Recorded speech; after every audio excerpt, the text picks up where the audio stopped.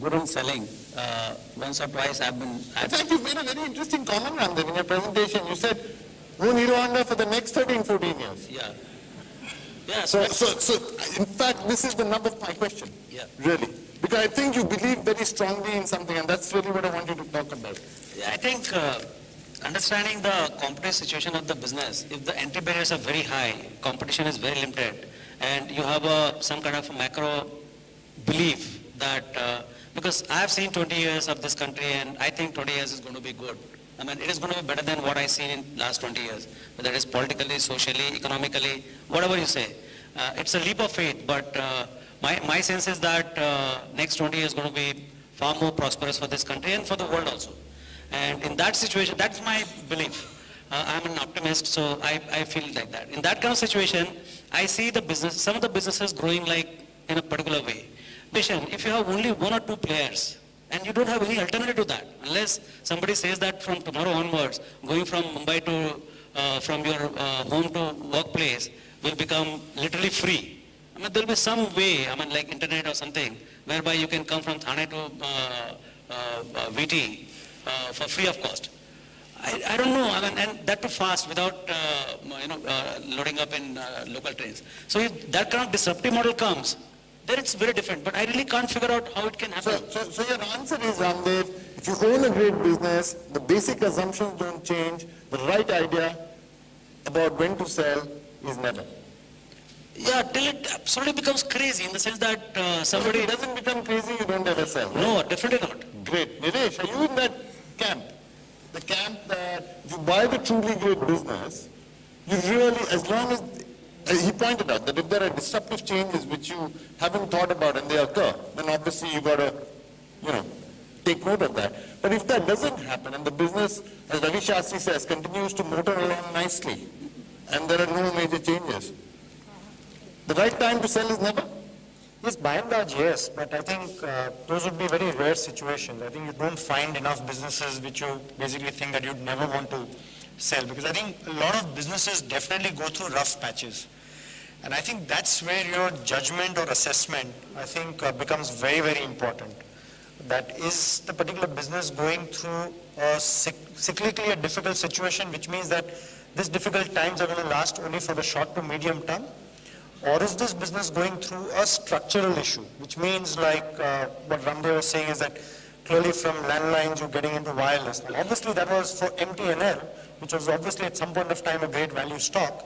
But I think there were structural problems which MTNL was facing. And I think the moment you are able to decipher that, assess that or recognize that, I think that clearly becomes the tipping point. Ramesh, would you like to add to that? So, in value investing, obviously it's important to buy smart. And often I think when we talk amongst ourselves, we agree that you make as much money by selling smart. So apart from what Nilesh just said, would you like to add something on, what does the value investor do to become a guy who sells smart? So as we all know perhaps, there are very few businesses that can outlive many cycles. You can go through 4 bull markets, 4 bear markets. For stocks that I like, but I don't necessarily am wedded to, I'm wedded to say the alcohol market in India. I just can't see growth coming for years and years to come perhaps in that market. He might see it in Hero Honda. But the other stocks, say you bought cement stocks in 92 when the bull market was going on in cement, or you bought some other stocks. Typically you try and figure out when the bull market is ending and then you unload. Because history teaches us that in any ensuing bear market, that the minimum fall is 50%. Right? And stocks can go down as much as 90 to 95%. Good high quality companies will go down 90%. Right? So the rule of thumb that I use, there are few things, a very few exceptions that I'll make. That is the quality of stocks I want to leave for my grandchildren. So I'm not going to disturb them. I'll bear the pain that will come with the loss in price. But otherwise if I think the bull market is coming to an end, I'm happy to dump part of my holding at least. So you're saying that you're driven by valuation and selling? Basically, the economic cycle, the business cycle, and valuation. These are understanding that bear markets are brutal, and unless you take some money off the table at that time, you're going to be selling at the lows. So sell early. That's the message you'd like to leave. Not necessarily early, but when you think a bull market is over, there are very clear ways you can identify when the mood shifts from a bull market to a bear market. If you can identify that Can value. you tell us a little bit about that, Ramesh? Because that's very important, I think, for all of us. How do you identify that mood shift? That's You're easy. in the midst of what seems like When your mother-in-law starts giving you tips. It's the surest sign you want to sell. No disrespect to mother-in-law. When the panwala starts giving you tips, okay? That's the surest sign. I mean, when there's always, people talking about stocks. I mean, I remember in the 92 bull market, at the top of the bull market, my brother-in-law happens to be a filmmaker.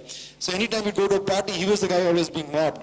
What is, which actress is sleeping with whom? How much is Amitabh making? All these questions were asked. In that party, everyone was mobbing me. I knew it was the top of the bull market because I had no reason to be popular there and everyone was ignoring him. There are signs, whether it's valuation, whether it's sentiment, whether it's emotion. And these are good when people have no business talking about stocks, tell you about stocks, the red flag should go up. Okay. Let me come back to Raamdeo. I think he said something very interesting. He said, what is important is to figure out when there's a mood shift. Nilesh spoke about structural changes. And, obviously that affects the profitability, the performance and so on. You're a great fan of Buffett. Coke has done very little from 1997 to 2010. It's a great stock. No change, still that same little red concentrate and that juice put in a bottle, sold around the world. And a guy as smart as Buffett didn't sell Coke. And look what happened. What happened?